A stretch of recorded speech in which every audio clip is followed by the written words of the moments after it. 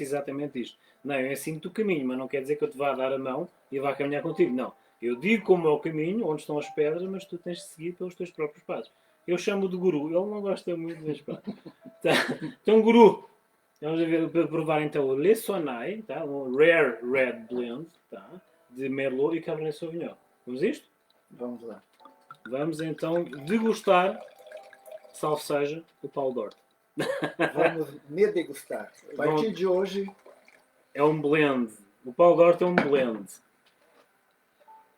Tchim, tchim, saúde. Então o que é que podes encontrar neste vinho? Tá? Então, me ensina para quem está vendo pela primeira vez como trabalhar um vinho bom. É assim, é um luxo pessoal, como eu costumo dizer aos meus clientes. É assim, é o vosso luxo. Vocês chegam ao final do dia, chegam a casa cansados, assim, eu vou comer uma feijoada. Não, é assim, finger food, façam uns arranjos de queijo com salaminho, na chapa, para tirar a gordura, bem quentinho, abram um vinho, a vossa uva, e é o vosso momento, o vosso uso pessoal. Escolham uma uva de vossa preferência e depois façam essa busca, como eu costumo dizer, de Indiana Jones e procurem essa uva dos vários países. Há vinhos acessíveis, há vinhos mais caros, tá? Mas têm uma estrutura totalmente diferenciada que eu poderei e irei ensinar no curso o porquê de, tá? Mas por sua vez é assim, eu acho que é uma história, é uma garrafa e é um momento em que vocês podem desligar, tá? João, vamos lá. Agora é minha vez, tá? Ok. Muitas pessoas que estão assistindo, tem pessoas assistindo também na minha live agora, estou fazendo uma live ali ao vivo para conhecerem melhor o João. Ok. Por que isso é só frescurinha ou tem um porquê, João? Não, tem uma técnica. Vamos assim, lá. Como vocês viram, vamos equiparar os copos. Eu não pus uma medida meio copo. Eu geralmente ponho sempre 2 dedos em média, que é uma técnica. A estrutura do copo tem exatamente esta forma, exatamente para aerar o vinho. O vinho é um ser vivo, tá? E tem que entrar em contacto com o oxigênio, visto que está tampado com uma percentagem de vácuo dentro para manter todas as suas características. É um ser vivo, tá? Quando nós fazemos esta frescura, como ele diz, isto está a entrar em contacto e haver uma troca gasosa, tá? Com o álcool residual, o frutado, os minerais que existem no vinho e o oxigênio. Então, se eu colocar o vinho e tomar, é diferente de eu dar uma arejada nele para eu tomar. Queres fazer essa experiência? Não. Mas já a experiência. Podemos fazer essa experiência. Então é assim, não é panache, não, é uma obrigatoriedade moral e de respeito para com o vinho que vocês abrem. Tá? Sim, ele precisa de entrar em contato com a atualidade. Estamos a abrir um vinho com 2 anos. Portanto, assim, ele tem que levar um reset não tão rápido, senão estraga, mas tem que ter uma atualização gradual, um upgrade, tá? Do conhecimento de 2020 em que ele vai ser tomado. Mantém as suas características, tá? Tem várias técnicas para ver, mas é assim, basicamente isto é só para haver uma troca com o oxigênio. Outra coisa que você falou, esse vinho tem 2 anos. Correto. Gente, eu vale, né? Tô podendo. Se eu comprar um vinho, eu vou lá numa adega, venho aqui, compro um vinho, e eu guardo na minha casa, tem a mesma validade ou ele tem que vir com 2 anos lá do produtor? Como funciona isso? Eu geralmente é assim, quando são vinhos próximos ao ano da colheita, 2020, se vocês comprarem um vinho de 2019, digamos assim, eu acho que ele ainda vem cheio de força. Porque assim, há muitas cooperativas e muitas vinícolas que eles fazem a casta, eles colhem a uma segunda-feira e têm que engarrafar uma quarta. O vinho vai cheio de força. Mas assim, ele é engarrafado, pronto para quando não é estágio de carvalho, quando não é estagiado em carvalho, ele vai diretamente para o mercado. Ou seja, vocês bebem um vinho de uma determinada uva o ano a seguir, ele vem muito forte. Ou seja, tu cheiras o vinho, nem aquele álcool, sabes? Aquela força toda. O vinho geralmente é como um jovem. Tá? Vocês se virem o ano e quando mais próximo da colheita for da compra, vocês podem comprar por ser um rótulo interessante, um rótulo caro, mas guardem-no, tá? Por mais 1 ano, 2 anos, para vocês virem que o vinho já amansou, já acalmou dentro da garrafa, já foi domesticado, já passou daquela adolescência, já passou a puberdade e já está a acalmar. É a questão da resistência e da força do vinho a quando do ano da colheita. Somente. Compras um vinho, se tiver estrutura para aguentar um bom tempo, esquecido, podes esquecer dele por 40 anos. E quanto mais velho, mais encorpado ele fica? Quanto mais velho, mais adulto, mais panache, mais personalidade, mais charme. É assim, é um vinho. Desculpa, gente, 46 anos, bem trabalhados, entendeu? Enxuto. O termo é vosso? Enxuto? Sim. É, o termo é deles, enxuto. É um vinho elegante, é um vinho, né? Com panache, tá? É um Aham. rare red blend, tá? E então vamos provar.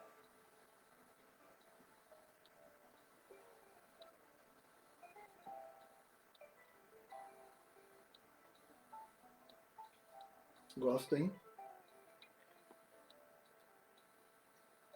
Bebe. Sente o retrogosto. O retrogosto é quando fica aqui as papilas gustativas, tá? Tu vais sentir o quê?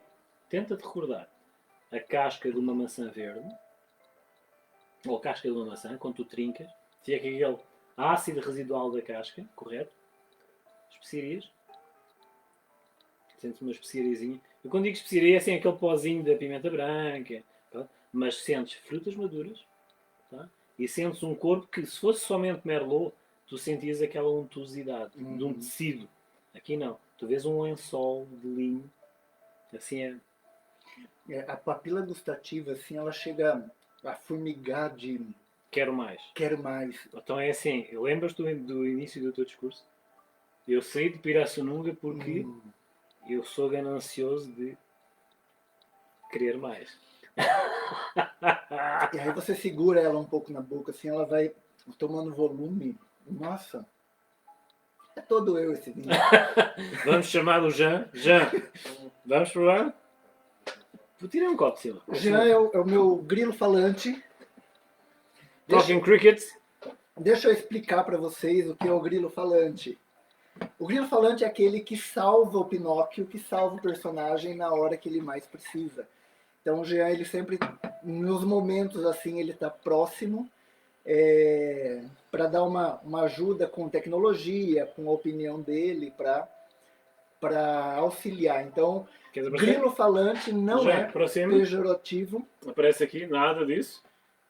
Um tchim-tchim, tipo três mosqueteiros. Tchim-tchim. Um por todos, todos por um. Pessoal, privilegiem, pessoal que está ouvindo a minha live, ele também privilegiem a adega Noicarion Noir Noir. Caron. Noir Caron. Noir Caron. Tá vendo? Eu chego lá um dia, meu francês não chega lá ainda. Chega. Eu sei porque ele tem ânsia de saber. Como é que é? Foi o termo que usaste? Gana, Gana de querer saber mais. eu vou querer sempre mais. Pessoal, bom vinho para todo mundo e nos vemos na próxima vez. Vamos ver assim, numa próxima vez. Já vou então pôr-me aqui à tua frente, desculpa. Então é assim.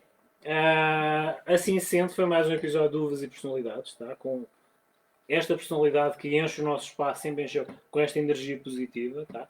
É sempre um privilégio e é assim, como o universo conspira e a natureza conspira, isto é uma frase brasileira, uma máxima brasileira que eu aprendi cá, que é assim, realmente conspira, tá? Tem sido um período, um processo de evolução muito interessante, assimilando, apreendendo, ouvindo e o aconselhamento aqui do nosso guru, que ele não gosta, tá? Mas é assim, eu sempre achei que ele tivesse aquele panache, aquela faísca, aquela pecinha catalisadora que todos nós necessitamos para... Não, é aquilo que me faltava. E pessoal, o panache todos nós temos, tá? O que precisa muitas vezes é nos despertarmos para esse sabor, para essa papila gustativa. Muitas vezes a gente bebe o vinho, nós precisamos saborear o vinho, nós precisamos saborear a vida, nós precisamos saborear as situações. E é isso que o João traz nessa linha terapêutica, que é de degustação do trabalho de outras pessoas, que também é o trabalho dele. Então, o panache do João é esse de fazer degustarmos o vinho. Então, deguste o vinho, deguste as situações, deguste a sua vida, faça a sua papila gustativa querer cada vez mais viver, queira cada vez mais vinho, queira viver mais. Vinho é vida, João é vida, adega é vida, sintonia é vida, e eu acho que nós temos que viver cada vez mais. Degustem o conhecimento dele. Tá? É assim. Eu sei que estou sempre a cagar na mesma tecla, é assim, mas só sentindo, só observando, só ouvindo e acatando, digamos assim, os conselhos dele, é assim, na vossa experiência de vida diária, vida pessoal, etc. Sim, é uma boa recomendação. Uma última palavra, Paulo.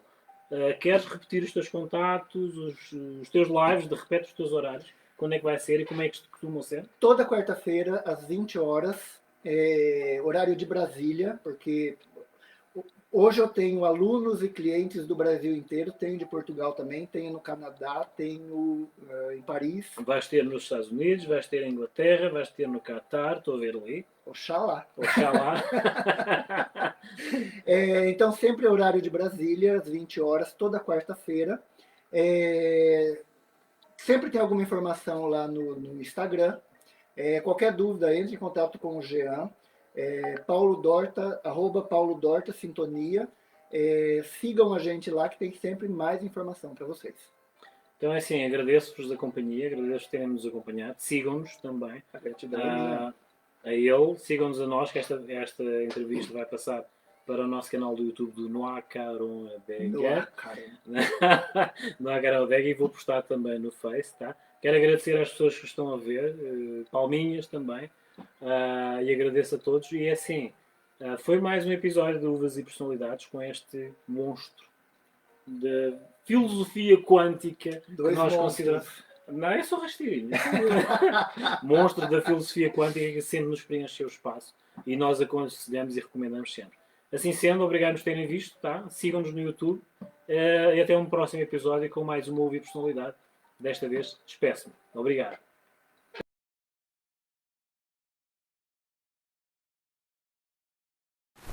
Ok, quais são os vinhos mais vendidos no mundo? Uma pergunta simples, geralmente, e a resposta também será, tá? Geralmente uma das questões que o marketing faz a nível mundial é exatamente ter a comparação e a referência de alguém famoso ou da referência de uma premiação de uma determinada vinícola. Então nós estamos a falar exatamente com a relação direta do marketing. A estrutura de marketing nas vinícolas e na estrutura do comércio do próprio vinho faz muitas vezes a referência a alguém famoso ou em relação a uma premiação de um determinado vinho feito em sequência em vários países. Há a questão das avaliações às cegas, o que de alguma forma tem todo aquele mistério, aquela parte técnica de demonstração e de avaliação que muitas vezes não é coincidência, mas sim a questão de referência e qualidade do produto perante a degustação de técnicos, de enólogos e muitas vezes de sommelier que a fazem essas avaliações às cegas, ou seja, sem verem exatamente o rótulo, seguindo somente as mestrias de determinadas referências que eles dão exatamente para quais os vinhos a avaliar em determinado ano ou de determinado ano ou região. Portanto, nessa sequência verão que essa informação será sempre atualizada perante qual o melhor vinho ou os vinhos mais vendidos no mundo perante essas referências.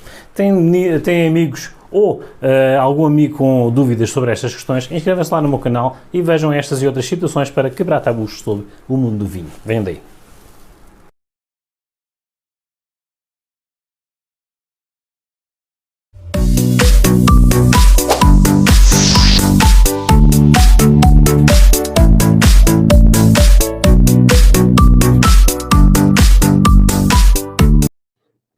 A esfinge, se você observar, a cabeça ficou muito mais tempo exposta ao relento, né? E depois, do século XIX, aí que resolveram desenterrar de vez e expor todo o corpo da esfinge. Ele estava protegido pela areia. E se você olhar, ele está extremamente desgastado, o corpo, e esse desgaste se observa que é por água, muito mais do que o atrito da areia, dos ventos carregando areia, né? Ou seja, passou por um período muito chuvoso. Esse período muito chuvoso que causou esse desgaste tem pelo menos 8.000 anos, mas talvez 12.000 anos, né? Que causou o desgaste, ou seja, ela é anterior ainda a esses 8 ou 12.000 anos. Talvez tenha 20.000 anos, não sei te dizer quanto tempo. Ou seja, um sistema de erosão tão completamente diferente. Eu acho que essas obras são muito anteriores. Como foram feitas e por quanto tempo levou, né? Que diz, levou 80 anos para construir a pirâmide de Quéops. Talvez tenha demorado mais, talvez tenha demorado 800. Eu sei que no Japão me informaram, né, que no Japão foi feito um projeto de tentar repetir a construção das pirâmides, de uma das pirâmides, com toda a tecnologia moderna. Sério? Sério. E eles supunham que, ao invés de 80, eles iriam levar 20 anos.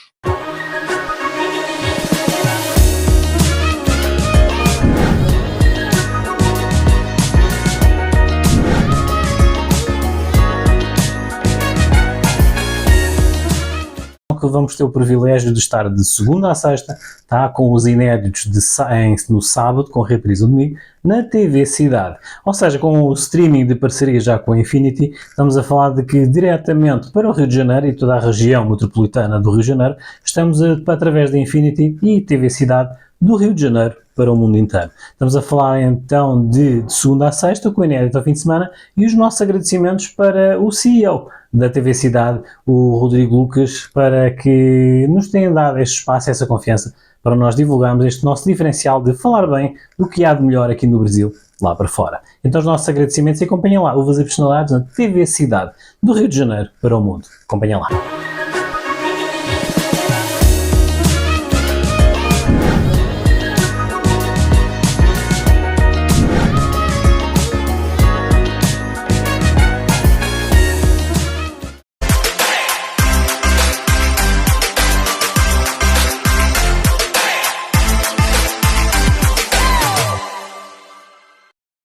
Muito bem, e hoje vamos falar da lágrima do vinho. O que é a lágrima do vinho? Lágrima do vinho nada mais é aquela questão de estrutura de escorrência na parte lateral da taça. Ok? É assim, há sempre aquela questão que vocês inclinarem a taça, tá? E na transparência vocês irão ver algo escorrer. De acordo com a rapidez com que ela escorre na parte lateral da taça, se verá a consistência e a quantidade de álcool que esse vinho tem. Muitas vezes, se alongar na escorrência e o líquido for um pouco mais espesso e extenso, digamos assim, é o grau de álcool ser um pouco superior ao normal. Diremos normal porque temos a questão dos vinhos que são servidos muitas vezes nas taças às refeições. E se formos a comparar, temos os vinhos das refeições como os vinhos de sobremesa. E verão que nos vinhos de sobremesa a lágrima é muito mais densa na sua escorrência e demora mais nesse percurso vertical. Então, assim sendo, isso é o que nós chamamos a lágrima do vinho.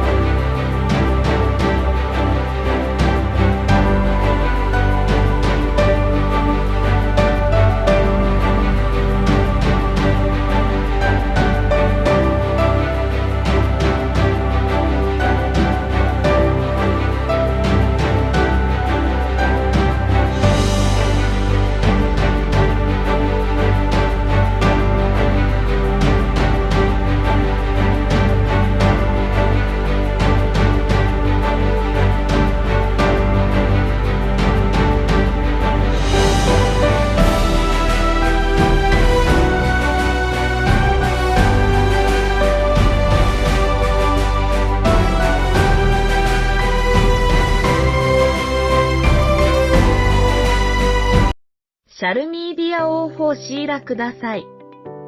テレビステーションオンラインジャパン。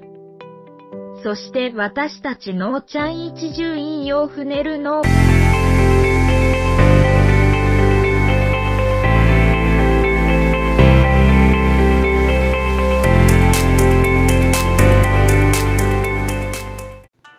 Estamos aqui no Tsuru.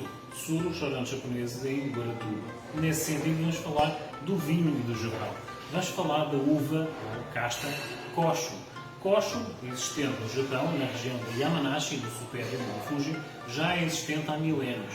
Os entendidos e os especialistas e estudiosos não conseguem decifrar ou identificar exatamente o ano da origem dessa casta, mas é um vinho de denominação de origem controlada de Yamanashi. Koshu é uma casta onde o bago da uva é bem transparente e é um vinho bem suave. Quem diria? Comida japonesa, Japão e uma casta específica daquela região.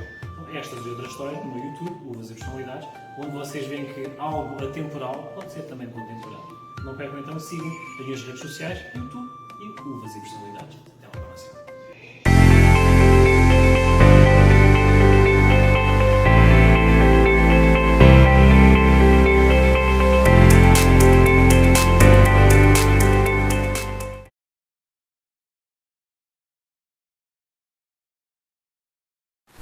Ok, quais são os vinhos mais vendidos no mundo? Uma pergunta simples, geralmente, e a resposta também será, tá?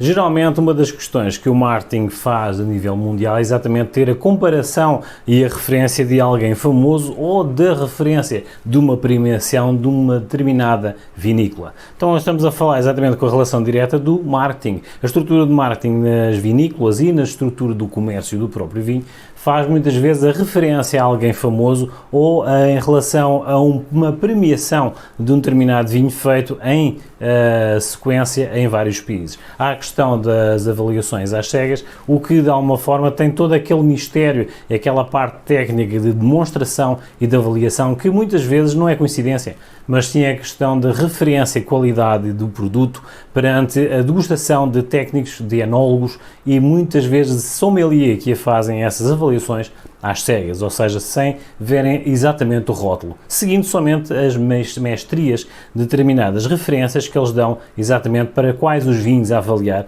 em determinado ano ou de determinado ano ou região. Portanto, nessa sequência verão que essa informação será sempre atualizada perante qual o melhor vinho ou os vinhos mais vendidos no mundo perante essas referências. Tem amigos ou algum amigo com dúvidas sobre estas questões, inscrevam-se lá no meu canal e vejam estas e outras situações para quebrar tabus sobre o mundo do vinho. Venham daí.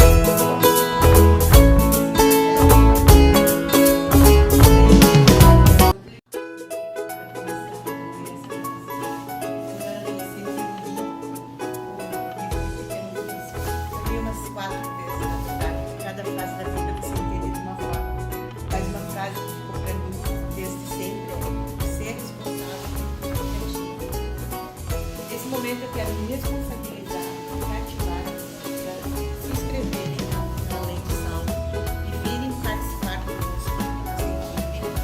Nada é nosso. Dessa aventura que a gente está seguindo agora. Então eu peço, sigam a leitura, curtam, compartilhem, falem, conversem, sejam apaixonados por isso, assim como eu estou. A minha equipe está apaixonada pelo projeto. Vamos fazer esse projeto dar certo. Ficamos aqui, eu, a Rosa e o Pedro. Beijos.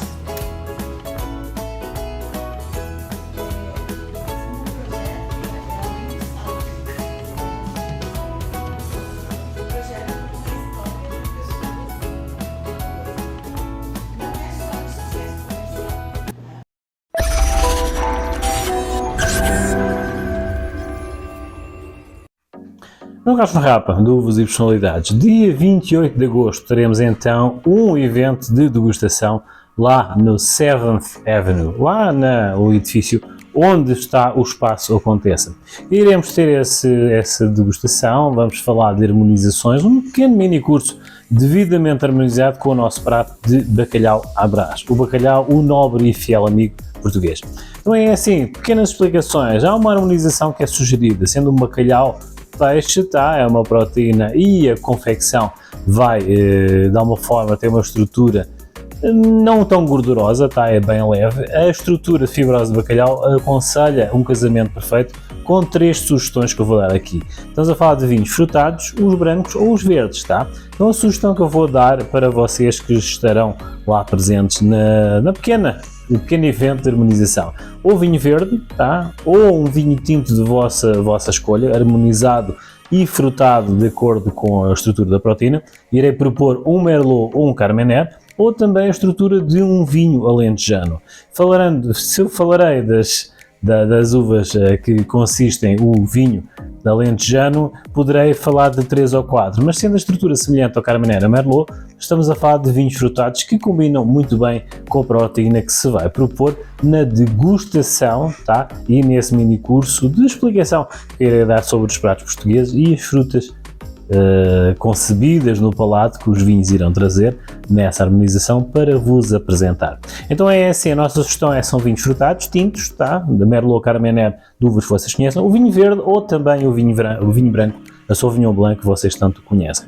Há outra sugestão que tenho que dar esse esclarecimento, é a questão de há esse valor de presença, tá? E o período de reservas, tá? São lugares limitados, temos um espaço limitado para essas reservas. Tem até dia 21 de agosto para fazer essa confirmação, através de transferência por Pix do vosso valor de presença. E a questão de vinhos, quem não queira trazer quando do pagamento desse valor de presença, darão a informação e farão o favor de designar se levarão ou não o vinho. Assim sendo, teremos então a disponibilidade de rótulos para que seja incluso o valor dessa proposta nossa, tá? Para que vocês sejam bem servidos lá no evento. Então é assim, confirme então até dia 21 de agosto, onde nós estaremos presentes lá com o fiel e nobre amigo bacalhau, tá? No prato de bacalhau à Brás, na degustação, juntamente com essa harmonização com os vinhos que iremos a propor. Não percam então, lá estaremos e já temos uns quantos amigos que estarão presentes para repetir tudo aquilo que nós fazíamos há uns tempos atrás nessas harmonizações. Reunião entre amigos. Compareça.